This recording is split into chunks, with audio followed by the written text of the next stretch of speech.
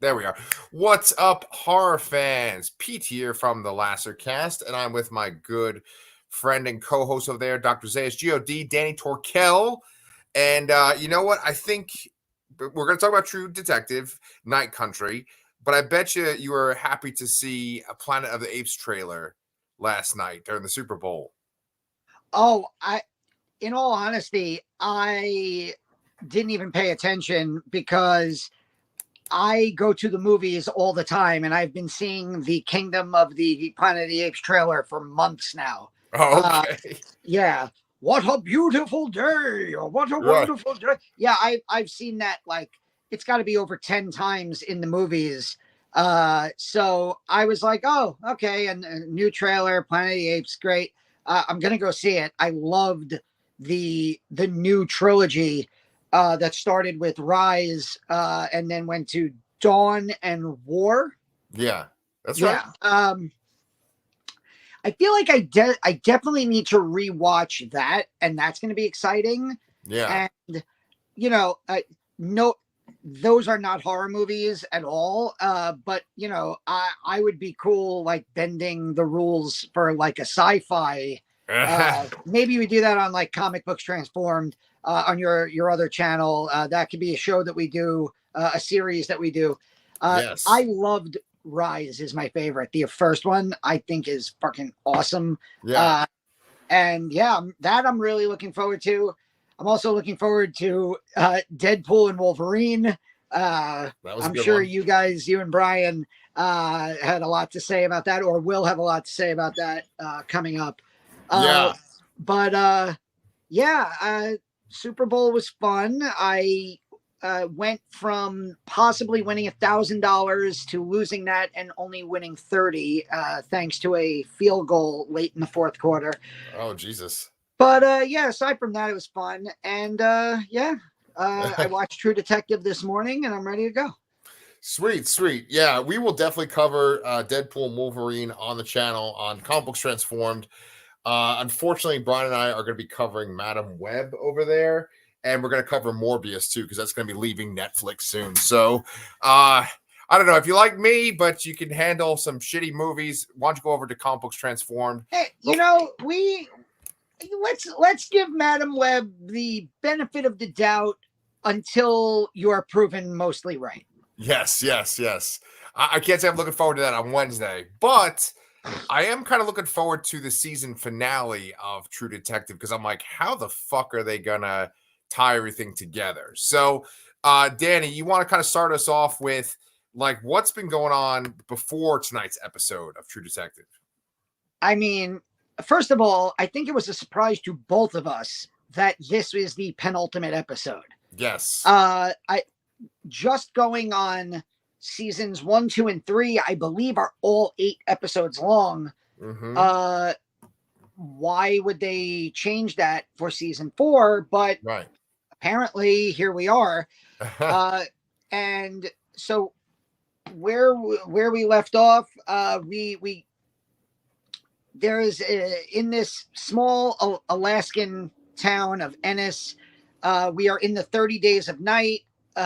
There is the indigenous people there are kind of in the midst of a massive conflict with the mining company there for polluting their water. There's a scientific research station where several of the people there were frozen together in a corpsicle, and a tongue was found that belonged to a woman who was killed years ago. And these two cases are kind of coming together for the detectives involved, namely Danvers, played by Jodie Foster, and Navarro, played by Callie Reese, right? That's her name? Mm-hmm. Yeah. And it's, there's a lot of other characters going through a lot of stuff. But yeah, it's basically you have these two cases, this one super bizarre corpsicle case mixed in with this indigenous woman who was murdered years ago, and she was protesting the mine. And now we're really starting to see a connection between the mining company and between what is potentially going on with these missing people. We got a lot of like confirmation of events tonight, or Friday night when this episode aired. Smart decision by HBO Max because of the Super Bowl. You don't want to run even one of your like highest rating shows up against the Super Bowl. So they released this episode Friday. It sets up for like the last 5 minutes of this episode were friggin' jaw dropping for me. And I'm really excited to see where we go. I'm also, and I think you might share this idea because you mentioned it earlier and I was kind of thinking the same thing. I'm also, there's a feeling of trepidation that I have. Okay. Because it's only 6 episodes. I feel like when this episode ended, we were about to go into that like final stretch of like those last 3 episodes that's really gonna like dive, really dig into this story and flesh out all the loose ends. Yeah. And instead of having 3 hours and 3 episodes to play with, we basically have an hour or maybe an hour and 10 minutes left. Yeah. And that's not a lot of time to tie up a lot of loose ends. So yes. I have confidence in Isa Lopez as a storyteller, and she's one of the co-writers and has directed every episode. So I am assuming that they went into this with like a set narrative through line there. Yeah. But as a viewer, I'm like, boy, that's a lot to wrap up in one last episode. Yep.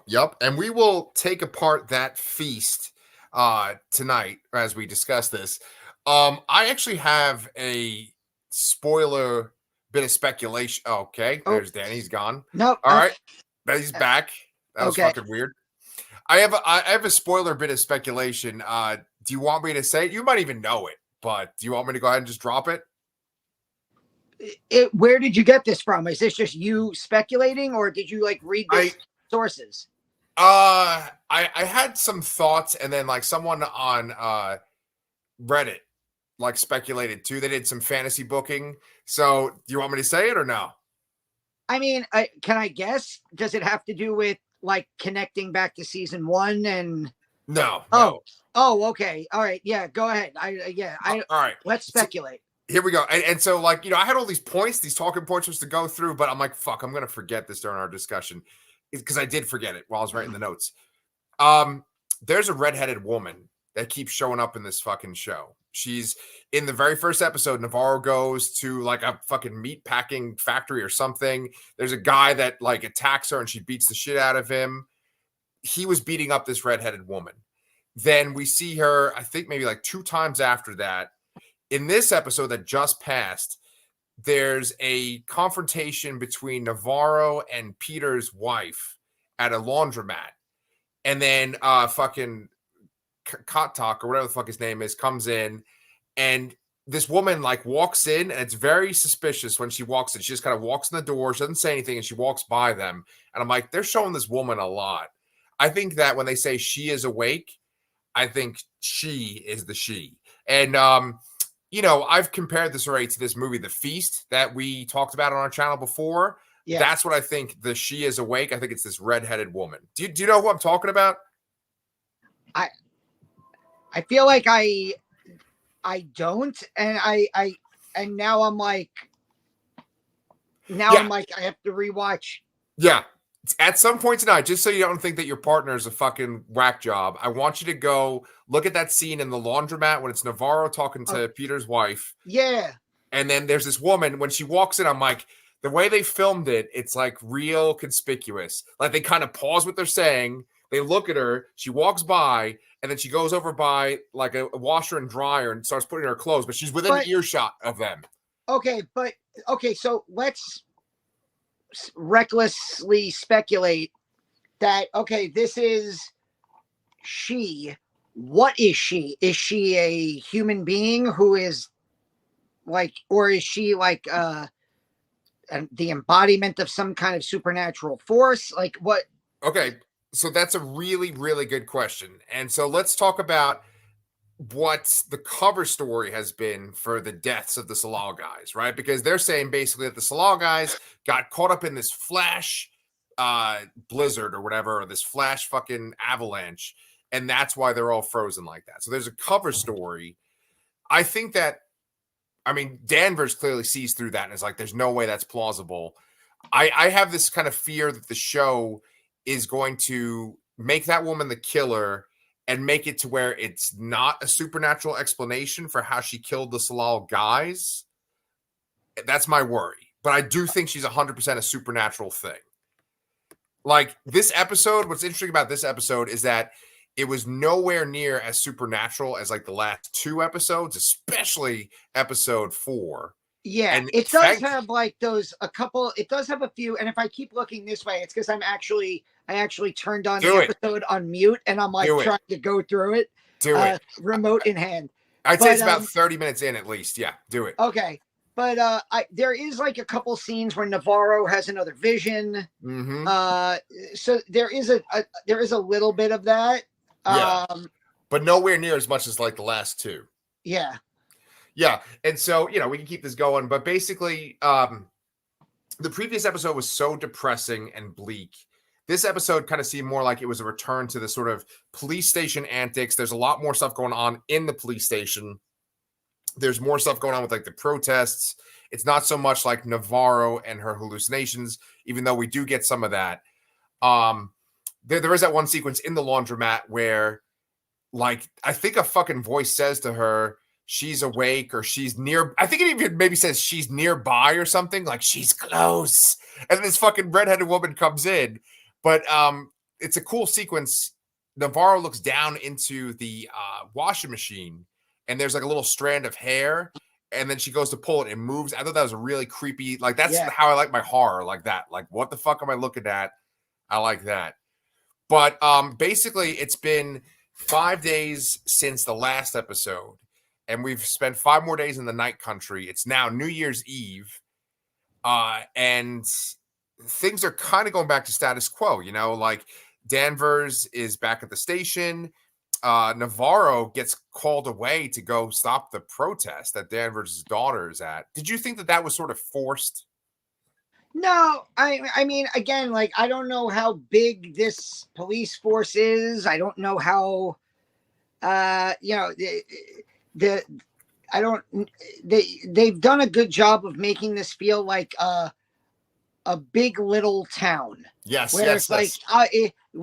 Like they keep saying like, oh, I had a dental appointment, I had to go to Fairbanks, or I had to go to Anchorage, and it's like, oh, those are the names of like big cities in Alaska, big cities in Alaska. Right. So it's like Ennis is obviously drivable to those places. So it's like an Alaskan suburb. Yes, yes. But like, and like we even made this point last week, like kind of shocked that this town had a mental health facility, like what are the chances of that? Yeah.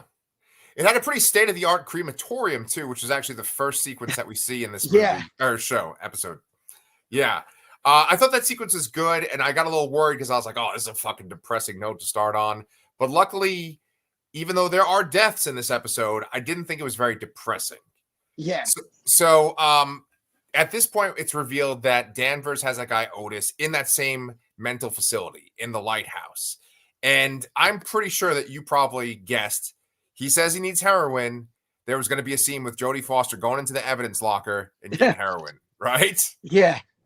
So he's not being cooperative. He's talking about not helping them, and she wants him to basically just show how can we get into the mines. She has this map, and then we get this reveal that someone in the town wants him dead.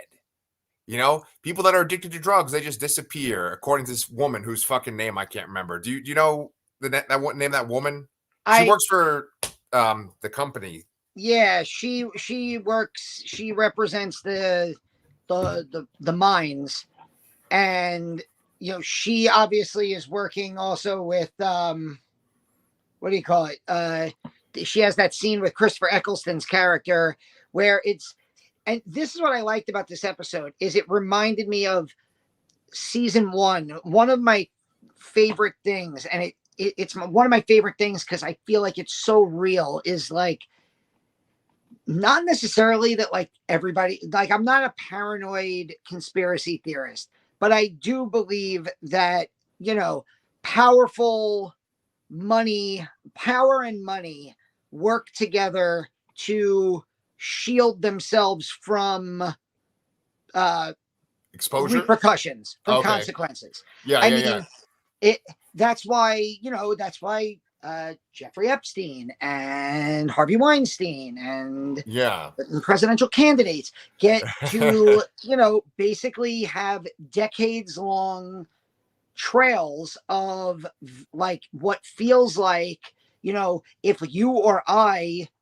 John Q middle class person, did even one thing of that, our livelihoods and careers would be over. They get to do it and say it and act it for 40, 50 years.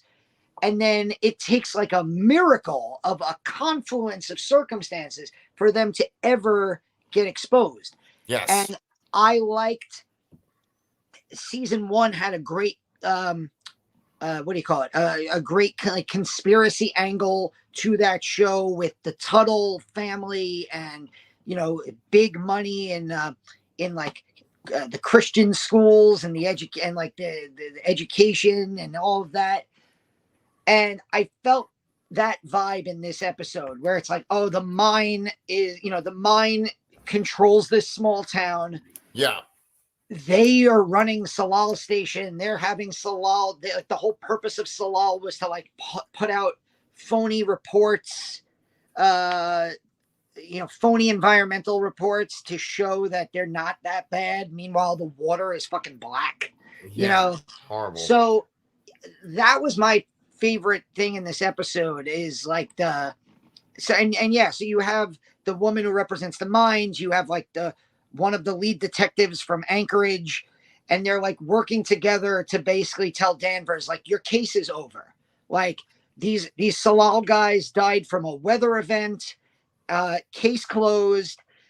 You're done. And then, just to cover their bases, they go to Hank, John Hawk's character, and they're like, look, you need to, we're not going to say what you should do, but, drug addicts go missing, drug addicts disappear. Right. And, it would be helpful if this guy, I did the one scene, the one line where he's like, I'm not killing anybody. And she's like, I did not say that. I did not say that. I never used those words. But yes. And what's freaky about that is you just mentioned the Tuttles, and there's a Tuttle corporation that's connected to all this, right? So there's the idea that there is this sort of like insidious evil that they're aware of. I mean, maybe there's some sort of cover up with those mines that involves like illegal activities, but maybe it's a fucking supernatural force. I'm leaning more towards supernatural force for this one. Now I remember why fucking whatever his name is, Takak or whatever the guy that's having sex with Navarro. Kavik, there you go. He brings his friend who found. I just saw the redhead. There you go. I told you. I'm talking about that exact scene. The friend's there and they have the rock. Yeah. And the friend says, when I was a kid, they said if you saw those rocks, go away, go in the opposite direction, because they're like a warning to hunters, right? And we've seen these spirals. We've seen these spirals in True Detective season 1. We've seen it in this show many times. So I think that when they were going through those cave systems initially, they found something, and it's been sleeping, and now it's been woken up in this, this season or whatever, this 30 Days a Night. And I think it's going to be that redheaded woman. With Hank, right? There's some revelations too before we get to that big end scene that you and I are going to talk about. But in that end scene, he mentions how he didn't kill Annie Kotak, but he moved her body. So, like, the mine is involved with Annie Kotak's death. We wouldn't have known about any of this if one of the plot lines for the show that a lot of people on Reddit and in general have had problems with. A lot of people don't like Peter's wife giving him a hard time about working so much. And we talked about this in our last review. But she straight up just kicks him out of the house this time. And So then when go ahead. Let me ask you this, because we mentioned last time that apparently Jodie Foster's character, Danvers, her reputation is she sleeps with a lot of people and that she's not shy about sleeping with married people. Nope. Yeah. So here's my question. Because later in this episode, after he's kicked out, he makes like they have an interaction where she goes, you know, you stay with me. And he goes, yeah, that would be the worst possible thing I could do. And then later on, she's like, look, you have to come, just stay in the back. It kind of makes me feel that maybe they did have a thing. They were banging? Like, I don't know. Like, obviously she's closer in age to his father, but maybe there was this thing and that's where, because the wife getting upset at Pryor doesn't bother me, because I kind of get her point in the sense that like there's like no boss is going to act the way Jodie Foster is, and like, oh, listen, Pete, I need you. We need to record a review on Christmas Eve and New Year's Eve. So tell your family, just make up a story, and right. But this is more important. The things that he's been asked to do. It's not like she's been going into dangerous situations and needs armed backup. It's like, I need you to go watch the corpsicle. Yeah. So like, I understand, like, parent, remove gender, because I think a lot of this has to do with a whiny, complaining wife. Remove gender. We both have kids. Those kids, your youngest daughter is the youngest of our families. Yeah. Clementine. Yes. And so, like, if one of the parents in the marriage was like effectively alone with this kid all the time and like isn't getting any help or like, affection at home, it's like, that's a big thing. Like, that's why marriages don't last. It's not like, yeah. So it makes sense to me that she's upset. I don't know. I got the vibe in this episode that, whoa, maybe Danvers and Pryor like hooked up, or yeah, maybe it's just possible. her reputation is so scandalous in this town that they're like, oh no, she can't be near any married man. Yeah, she's so brazen that when she talks to that woman that represents the Minds and Christopher Eccleston, when that woman storms out of the office because she's so upset, she yells something out the door of like, just because your husband's a bad lay doesn't mean that, like, it's like she doesn't care. She doesn't care. She lets emotion take over. I'm not sure how I feel about Pryor and Danvers getting together, but I will say that, like, they've been really playing up the idea that Pryor and his wife weren't supposed to get together initially either. That they got pregnant at a very young age, and that like she kind of resents him. There's actually a really great scene in this episode. I'm not really a big fan of Danvers's stepdaughter, but she's in lockdown because she got into a confrontation at the protest. She talks to Pryor, who she's connected to him because she goes and stays with his wife and his kid and his mother-in-law. She says something along the lines of, she tells this great story actually about how he basically like made himself fall during a hockey game so that this one kid who was like going through depression was able to score the winning goal, And she says, that your wife misses that version of Pryor, that Peter. And so it seems like they've had marital troubles regardless of Jodie Foster and her, lecherous ways.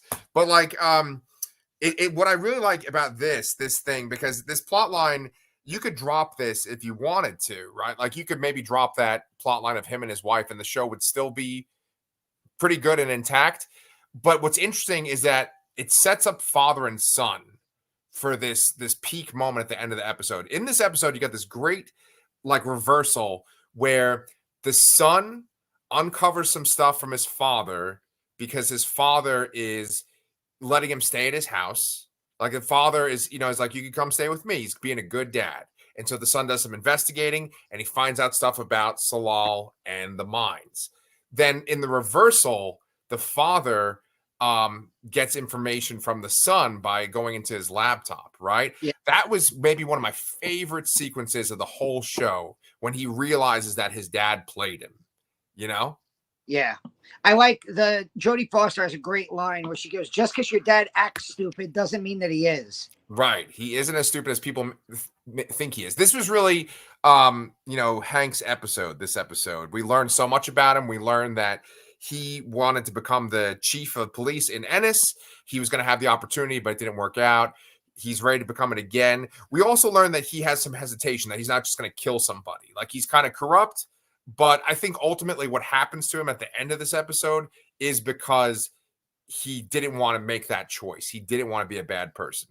We can go into that in a second, but I just want to talk about like the buildup. We have two really, really great scenes with Pryor and Jodie Foster. There's one sequence where he's asking her about the murders, and she keeps doing her thing of ask the right questions, ask the right questions. And then it's revealed that essentially Jodie Foster or Navarro flipped all the pictures of this woman to make it look like her husband was left-handed, because the way that he killed himself, it looked like he was left-handed, but the guy was right-handed. Or I might have that fucking backwards, but basically they flipped the woman's I think he was left-handed. I think because that was the right question. Is like, did you know Wheeler was left-handed? Yes. That, and they had flipped all the pictures to, like, I guess to make it look like it was a murder-suicide. Right. And I think that is really, really clever stuff. That's probably the most impressive scene in the episode for me. And then just the fact that, like, that's another loose end, though, that I'm nervous about them tying up next week. Oh yeah. We'll get to that too in a second too. Yeah. I just really love that sequence where, like, she's able to put two and two together, that like his dad went through the laptop, got that information on the Wheeler case, gave that to her superior, and got her in trouble. Like, I that was like, the show was like 3 steps ahead of me. I'm usually on the same page or maybe ahead of shows. I was like, whoa, I didn't even think of that. And then it essentially leads to this final conflict at Jodie Foster's house. So what'd you think of that? Tell me what you thought of that whole sequence. I thought that was just really good, tense, character-driven television. It was really good.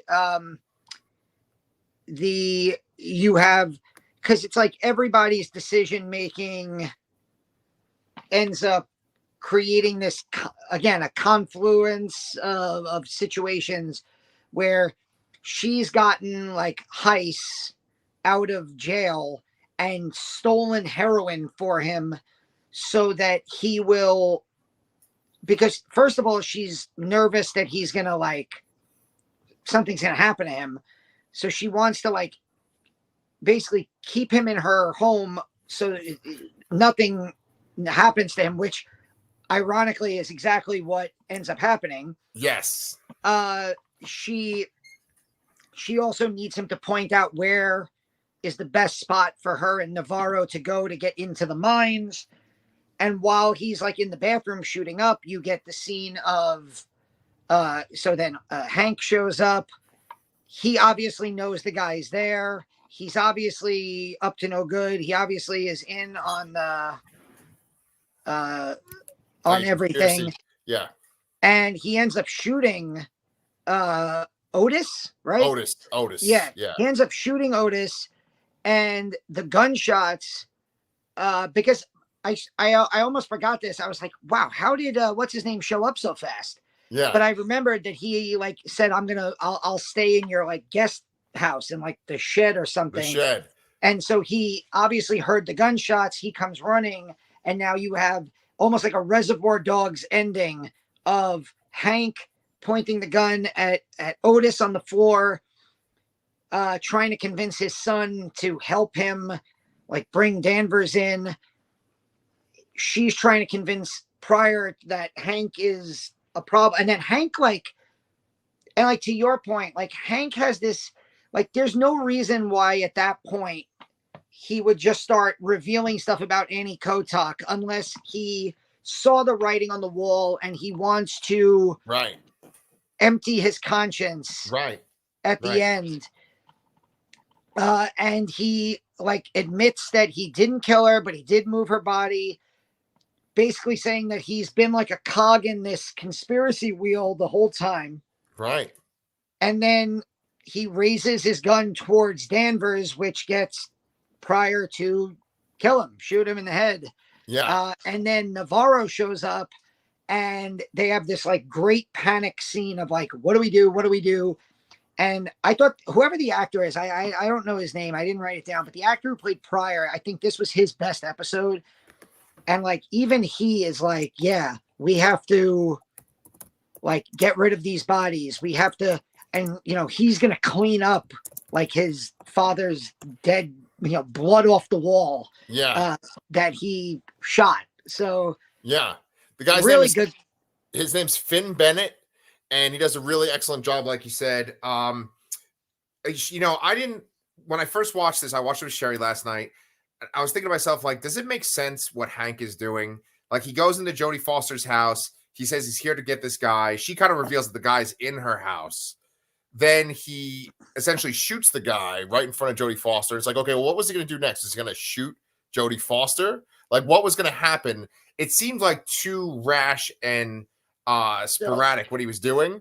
But then Sherry was saying to me that he was maybe kind of becoming unreasonable or unraveling because of the conflict he had with his son just prior to that scene. Because the son, yeah, go ahead. Don't forget, this is a guy who his wife left him for reasons. Right. You know, and who like apparently is just a cold-hearted person who like we find out from Pryor, who like his dad liked to play the guitar and his mother was like, well, you're terrible at it, so stop.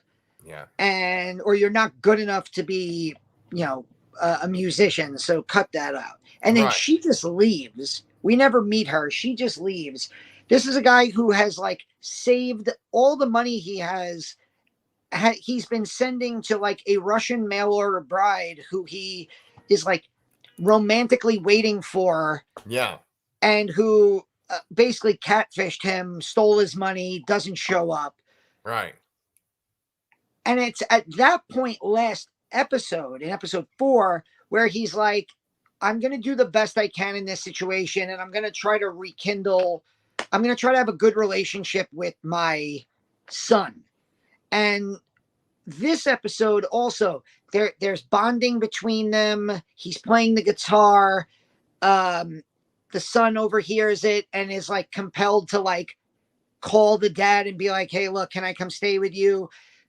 And then just like later on in this episode, you know, hours or days later, the son is like, you know, fuck you, dad. I'm never going to talk to you again. You stole my computer. You ratted out, you know, you're obviously in on something. And it's like, he's like personally, like, you know, his love life is a failure. His his family life is at a failure. His professional life is at a failure. He's effectively become he wanted to be the chief of police and now he's like, you know, he's doing criminal activity. It kind of felt like a point where even though it's only 5 episodes, they sold me enough on the fact that this is a place where people get really dark and really low very quickly, and suicide is something that is a part of the life in this community. Yeah. And this felt like, you know, suicide by way of cop murder, you know, like yeah, like I don't have the guts to I don't want to say it like that, but I don't have the ability to kill myself, so I'm going to put myself in a situation where somebody has to kill me so I could just make this stop. And I did feel that was I agree with Sherry. I feel like the build to it, while it was kind of quickly these last couple episodes, it made sense. Yes. Yeah. No, you're 100% right, man. Like, there's a song that John Pryor John, Hawks Hawks. plays. There we go. I'm getting their names all mixed up. John Hawks is playing the guitar, acoustic guitar, and he's singing. His son hears it, just like you said. And I'm listening to the lyrics, and they're doing sort of a montage showing different parts of Ennis. It's like the most fucking depressing song you could imagine. It's like talking about how like there's no king. It's just like Johnny Cash, but if he's about to put a gun in his mouth, right? And I was like, okay, well, whose song is this originally? I looked it up. I thought it might have been Leonard Cohen, but it wasn't Leonard Cohen. It actually was John Hawkes who wrote this song. Isa Lopez asked him to write this song, and he did. And I think it's a phenomenal song. It's a really great montage sequence. But boy, does it kind of sum up everything that you just said.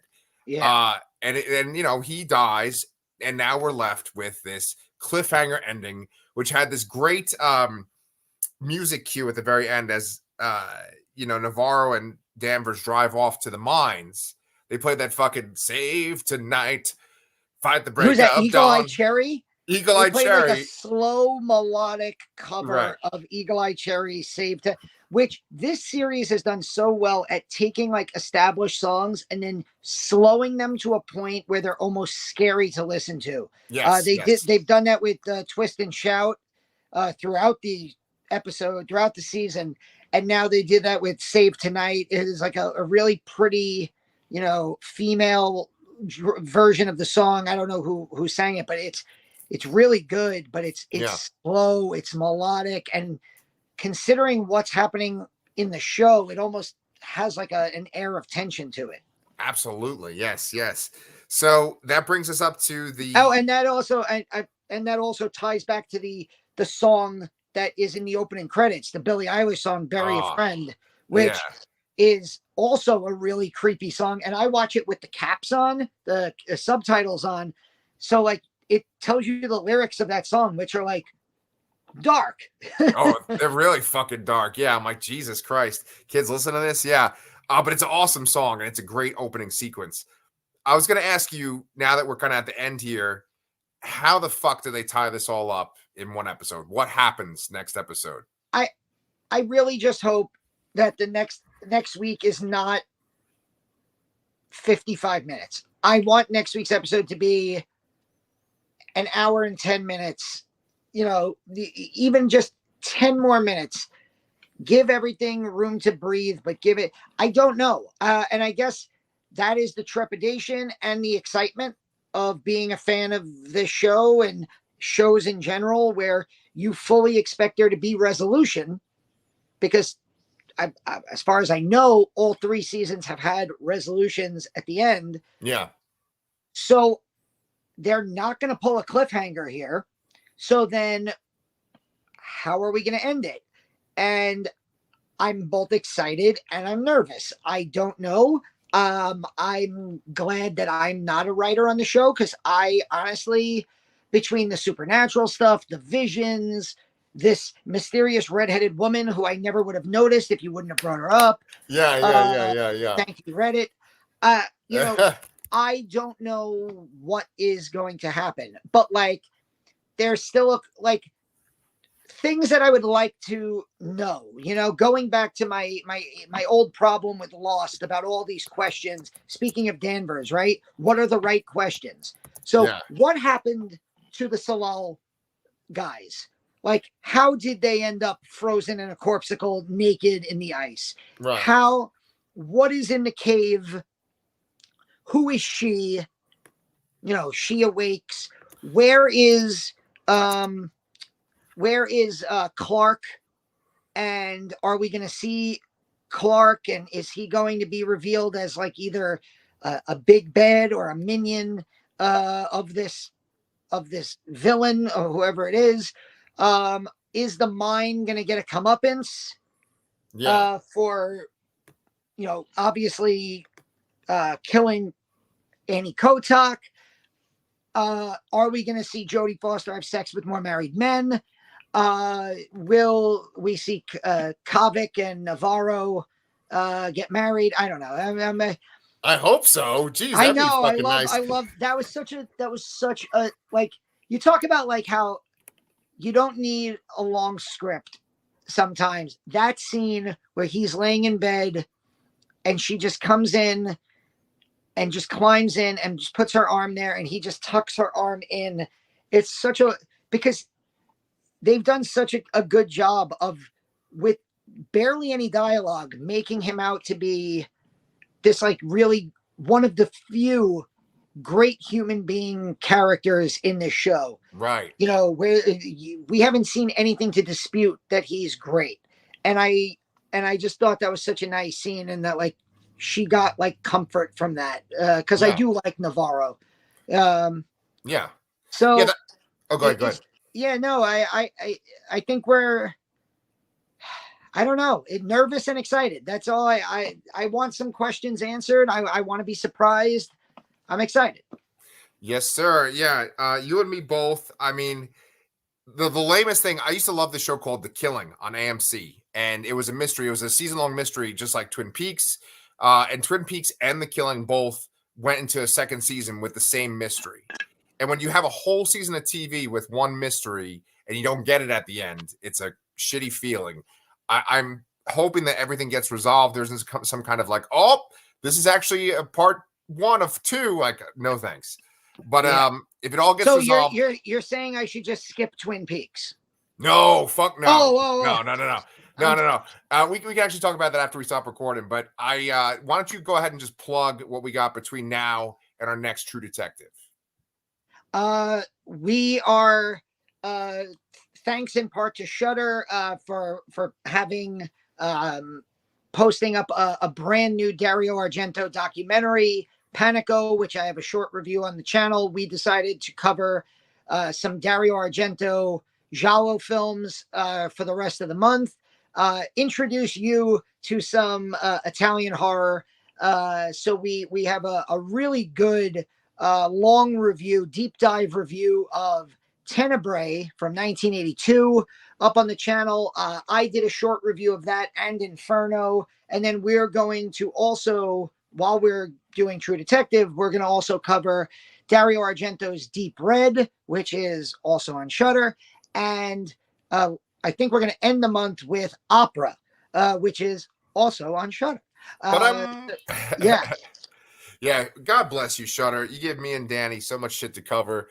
Yeah, and we just got one more True Detective to go. Guys, I actually really love when you comment on our show. You know, we love hearing from you. Danny does a really great job of writing back to y'all. Let us know, what the fuck do you think is going to happen in this last episode? Do you guys think I'm crazy about this redheaded woman? I think not. We got 1 week to go before we see the answers.